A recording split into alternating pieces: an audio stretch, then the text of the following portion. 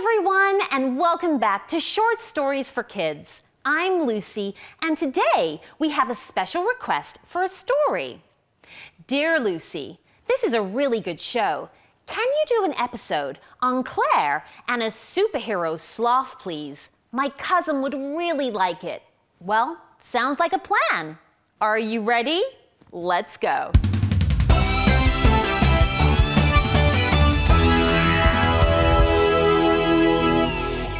It had been another hot day, too hot to be outside. So Claire was playing indoors instead, where it was a little cooler. She'd arranged her various stuffed animals and dolls into 2 teams for a game of dodgeball. She'd roll the ball across the room, and if it touched a teddy bear or a Barbie, that toy was sent to sit on the couch.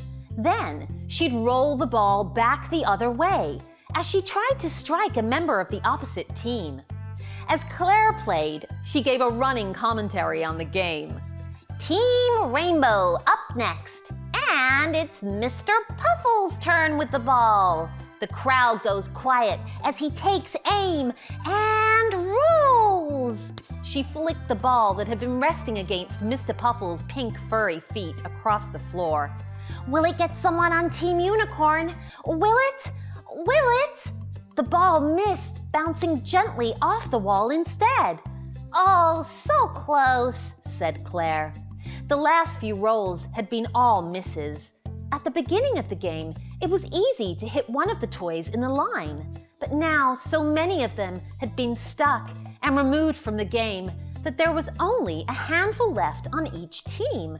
Hitting them had become much trickier. Starting to feel frustrated by the misses, Claire scooted across and retrieved the ball. This time, she placed it in front of a patchwork doll called Debbie Doobie.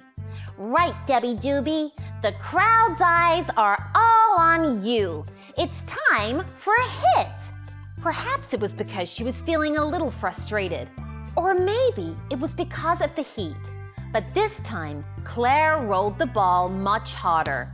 Again, it missed the opposing team, banging into a small table instead. This caused a photo frame on the table to topple over with a clatter. Are you being careful in there, Claire? Shouted her mom from the next room. Yes, Mom, replied Claire, but this wasn't really true. She picked up the ball and moved to set it down in front of Mr. Puffles once more. However, something made her stop. Maybe, she thought, it would just be easier to throw it.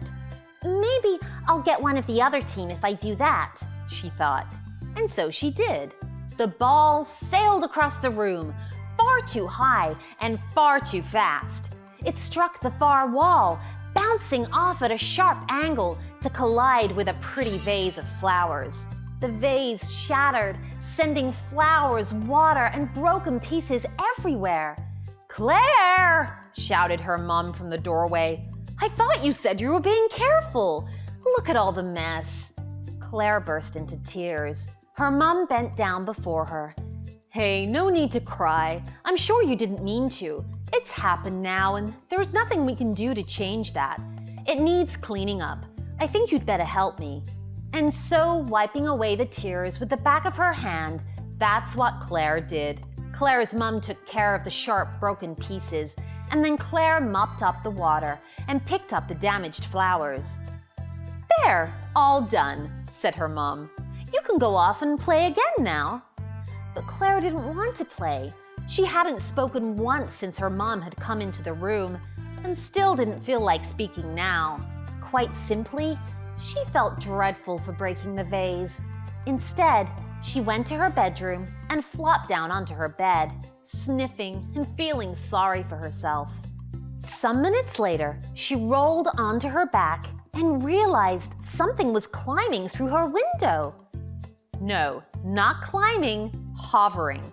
It was a sloth wearing a little purple mask and cape. Duh, began the sloth.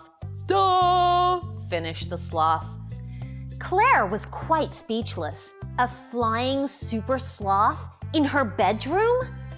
I have come to the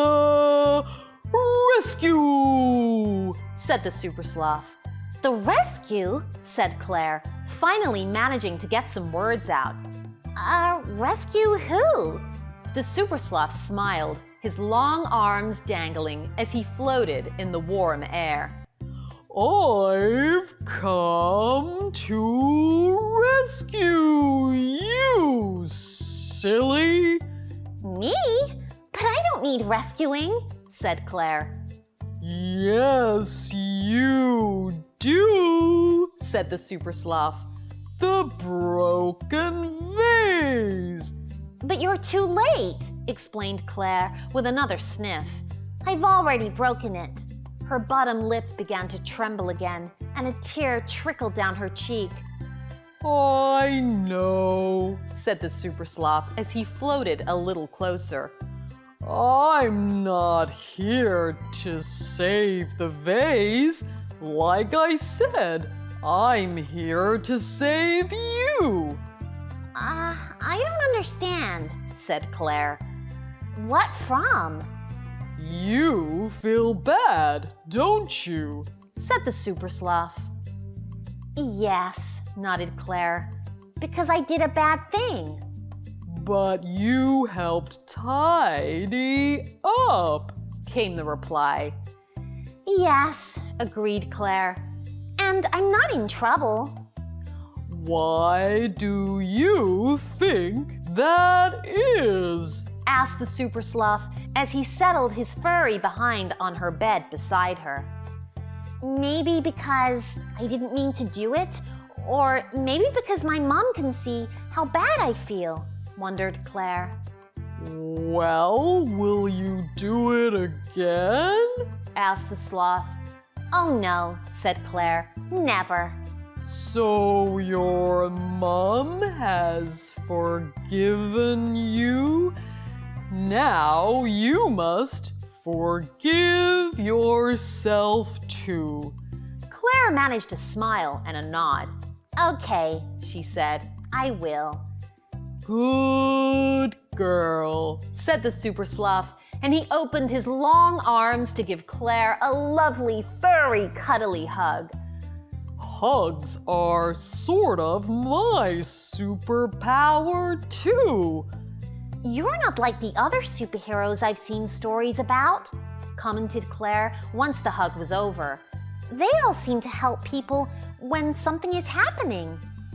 Yes, they do, agreed the sloth.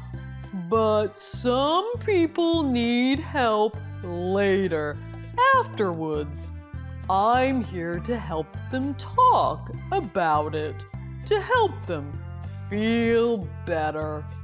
And to give lovely hugs, added Claire. Yes, and give hugs, chuckled the Super Sloth slowly.